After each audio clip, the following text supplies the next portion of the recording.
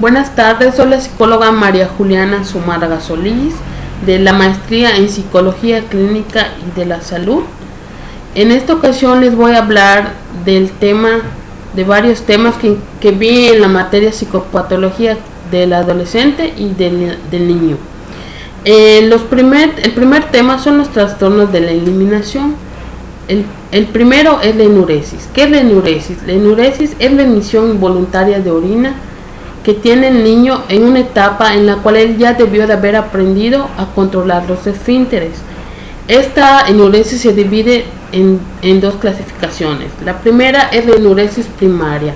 En esta, el niño ya es la ausencia de control. ¿Qué quiere decir esto? En esta parte, el niño, desde que nace, su aprendizaje es innato, lo cual quiere decir que él no nace con el saber que tiene que controlar sus esfínteres.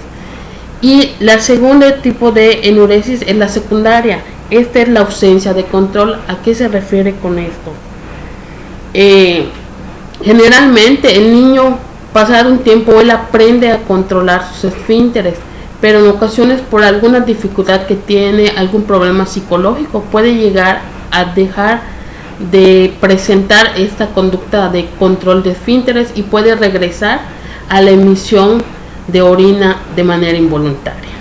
Ahora les voy a hablar de otro trastorno de la eliminación, que es la encopresis. La encopresis es la eliminación repetitiva de las heces en lugares inadecuados. La encopresis también se divide en dos clasificaciones. La primera es la encopresis secundaria, que es similar a la de la enuresis, que es la pérdida de control. ¿Qué quiere decir esto? Aquí también, como les mencioné en la enuresis, el menor ya había adquirido la continencia rectoanal y pierde este control durante la enuresis primaria. En la enuresis secundaria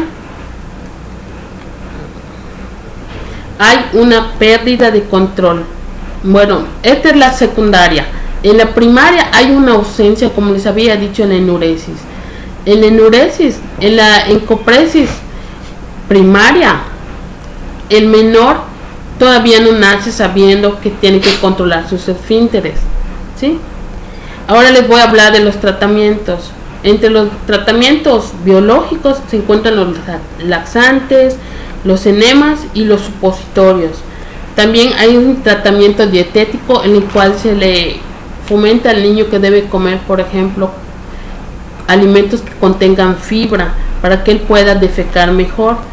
También, en cuanto al tratamiento psicológico, podemos encontrar reforzadores, como son los reforzadores positivos, el control de estímulos. Ahora les voy a hablar de los trastornos de tics. Los trastornos de tics se dividen en tres clasificaciones. Los tics motores, que son movimientos musculares involuntarios y rápidos. Los tics vocales, que son vocalizaciones súbitas, rápidas y recurrentes. Y el síndrome de la Tourette. Esta es una combinación tanto de los tics motores como de los tics de vocalización, pero por lo menos ha habido un periodo libre de tics o una ausencia de tics por lo menos durante 3 meses y debe haberse manifestado por lo menos por un año. ¿Cuáles son los tratamientos? El tratamiento biológico incluye un antipsicótico llamado haloperidol, que es uno de los más antiguos y que ha demostrado que puede disminuir los tics.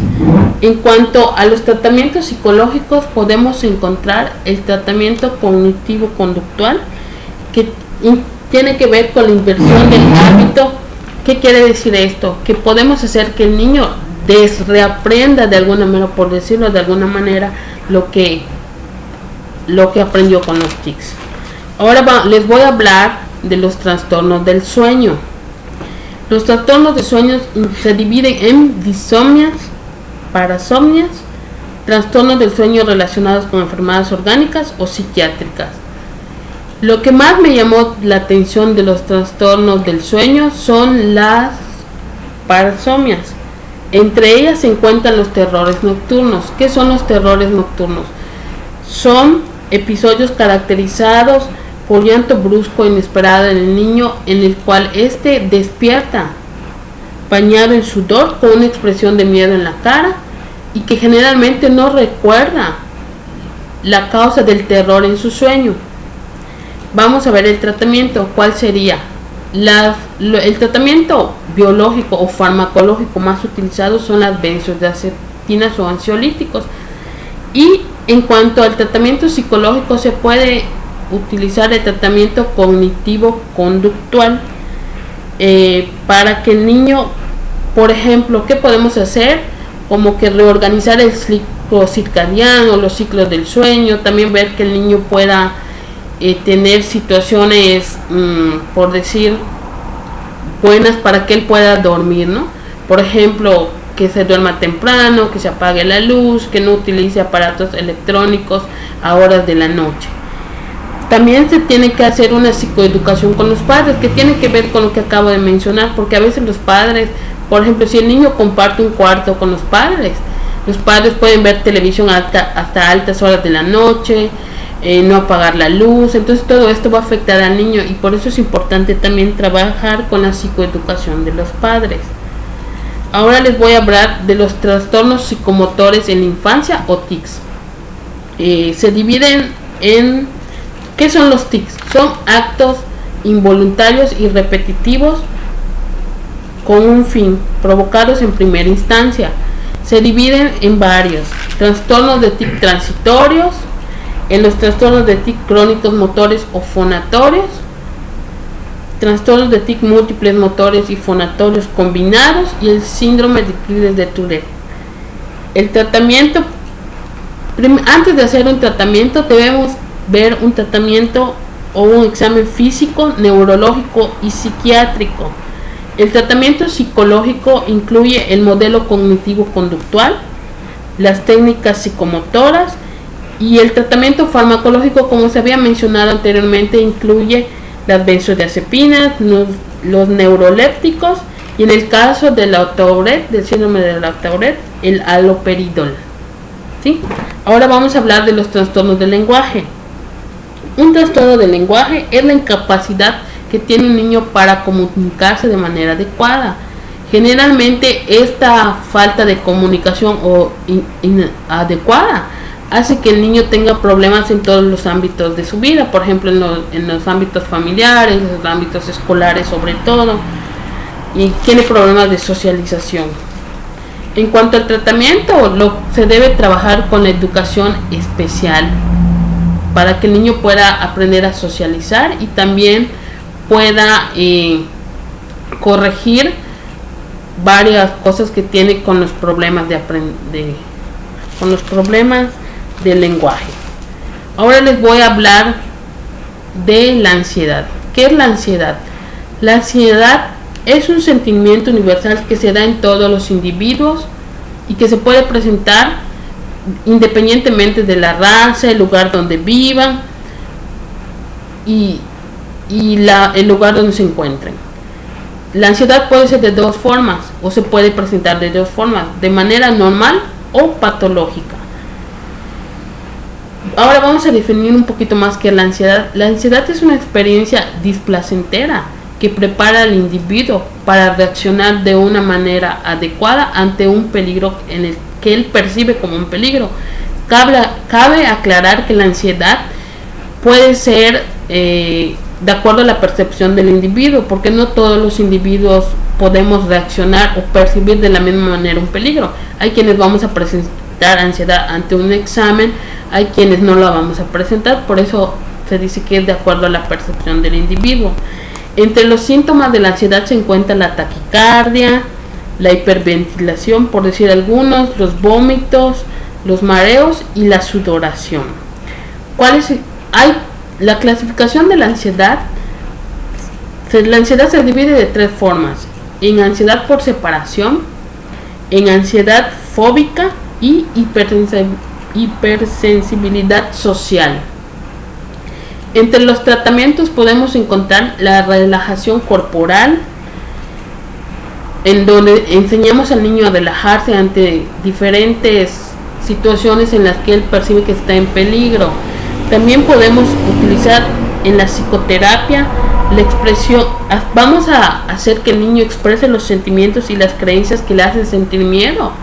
Y también debemos establecer metas que vamos a seguir. Entre las terapias conductistas encontramos la desensibilización sistemática, las terapias familiares, y entre la farmacología podemos encontrar las benzodiazepinas o ansiolíticos. Ahora vamos a hablar de lo que es la depresión. La depresión incluye varios síntomas. Es un estado en el cual el individuo se puede presentar irritabilidad, puede presentar una anedonia, que es la pérdida del placer de las actividades que desarrollamos generalmente en todos los días, pérdida del apetito, que puede hacer que el individuo no aumente de peso, o sea, tenga un fracaso en sus intentos de aumentar de peso. También puede haber alteraciones del sueño, alteraciones psicomotoras, falta de energía, sentimientos de inutilidad o de culpa excesiva, y una disminución también en la concentración. ¿Cómo se clasifica la depresión? Se puede clasificar en primaria versus secundaria.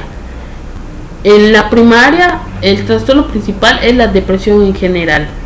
No se encuentra un problema médico o psicológico. Otra categoría es la unipolar versus la bipolar. En la unipolar solo se presenta un episodio depresivo, y en la bipolar se puede presentar un episodio depresivo acompañado o consecuente de un episodio hipomaníaco o maníaco, dependiendo del tipo de episodio bipolar que se presente. También existe el trastorno depresivo mayor versus la distimia, y la depresión endógena versus exógena.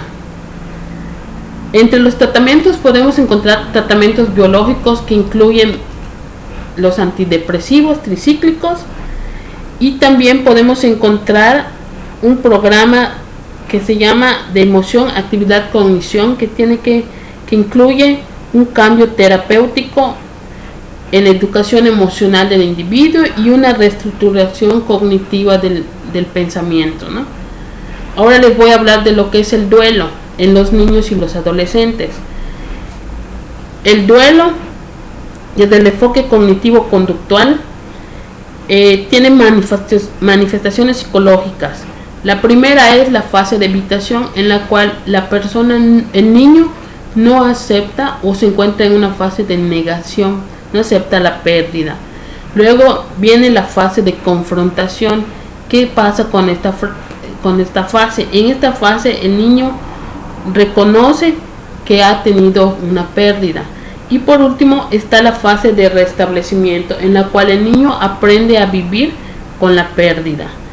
En cuanto al tratamiento, tenemos que ayudar como psicoterapeutas al niño a resolver los conflictos inherentes a la separación que ha tenido y facilitar la superación de las etapas necesarias para elaborar la pérdida. Ahora les voy a hablar de los trastornos de la conducta. El trastorno de la conducta que más me llamó la atención y que menciona el material es el disocial. Este trastorno es aquel que presenta un patrón de conducta persistente, inadecuado a la edad, en la cual quebranta las normas sociales de convivencia y atenta a los derechos de los demás. El individuo disocial es impulsivo, no tiene conciencia de la enfermedad que padece, tampoco tiene sentimientos de culpa, y generalmente este trastorno comienza antes de los 10 años. En cuanto a su tratamiento farmacológico, podemos hablar de la carbamazepina y o neurolépticos, que son los que les ayudan a controlar sus impulsos. En cuanto a la terapia psicológica, podemos mencionar la terapia de modificación de conducta o cognitiva. También debe de incluirse la intervención de la familia, sobre todo porque el trastorno disocial puede venir por factores genéticos y también ambientales o situacionales que tienen que ver con la familia.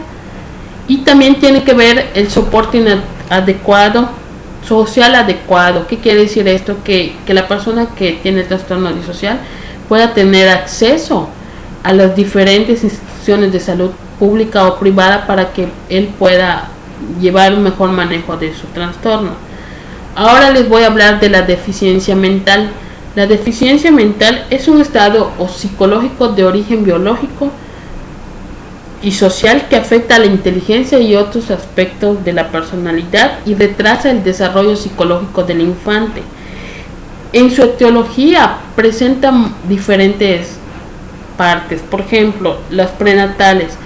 Entre las prenatales se encuentran las alteraciones cromosómicas ligadas al cromosoma X, los síndromes congénitos malformativos, los errores innatos del metabolismo, alteraciones estructurales del sistema nervioso central, y entre los perinatales se encuentran las causas maternas, las causas fetales, y existen también otros que son postnatales, que pueden ser los traumatismos, las infecciones, las epilepsias, la malnutrición, los factores ambientales y sociales. También existen los desconocidos que, pues como su nombre lo dice, no los conocemos. Las formas clínicas de la deficiencia mental incluyen las embriopatías. ¿Qué son las embriopatías? Son aquellas que se originan en el periodo embrionario, que incluye desde el momento de la concepción hasta el final de la semana 8 de vida intrauterina. Las fotopatías son otras que con su agente causal importante tiene que ver en la etapa fetal y comprende de la 9ª semana hasta el final de la gestación. Las cromosopatías son diversas alteraciones producidas en la formación de nuevos cromosomas. Un ejemplo de esto puede ser el síndrome de Down. También existen los errores innatos del metabolismo, que tienen una base en las rutas del metabolismo causadas fundamentalmente por mutaciones genéticas. Otras son las anomalías congénitas del sistema nervioso central. Desde la gestación se van formando en el feto. En cuanto al tratamiento, es importante la detección precoz de los grupos de riesgo. En cuanto al tratamiento psicológico, hay un abordaje de problemas psicopatológicos. Hay que hacer un abordaje de estos problemas psicopatológicos que el niño presenta, y hay que hacer una reeducación de acuerdo a las capacidades cognitivas que el niño tiene, y también una readaptación al niño en la sociedad, porque hay que tomar en cuenta que el niño, por la capacidad que él presenta, puede no adaptarse bien a su ambiente. Por eso es importante la intervención psicoterapéutica y también psicopedagógica. Entre estas, también les voy a hablar de la psicosis infantil. En la psicosis infantil, los niños que la presentan no distinguen entre su realidad interna y el mundo externo, de manera que sus vivencias y sus miedos los ven como realidades. Este tipo de psicosis afecta el desarrollo y la personalidad del niño. Entre las clasificaciones podemos encontrar el brote psicótico agudo, la psicosis disarmónica, la psicosis deficitaria, la esquizofrenia en el adolescente y el autismo. El brote psicótico agudo tiene que ver es un brote en el cual los niños sienten una gran inquietud psicomotriz, son verborreicos y hay una comunicación inconexa, sin hilo de continuidad y sin sentido aparente. En cuanto a la psicosis disarmónica, estos niños que la padecen suelen mostrarse como petrificados, adoptando muchas veces posturas un poco chistosas, corporales, ridículas y poco armoniosas. En cuanto a la esquizofrenia en el adolescente, son procesos disociativos y el alejamiento de la realidad que incapacita al adolescente en el plano escolar, familiar y relacional. Y por último les voy a hablar del autismo. ¿Qué es el autismo? El autismo es la imposibilidad de establecer relaciones normales con las personas y para reaccionar normalmente a situaciones desde el principio de su vida. Entre los tratamientos podemos encontrar la ayuda psicológica parental, es decir, casi todo el tratamiento psicológico que tiene que ver con el autismo incluye a la familia, ¿sí?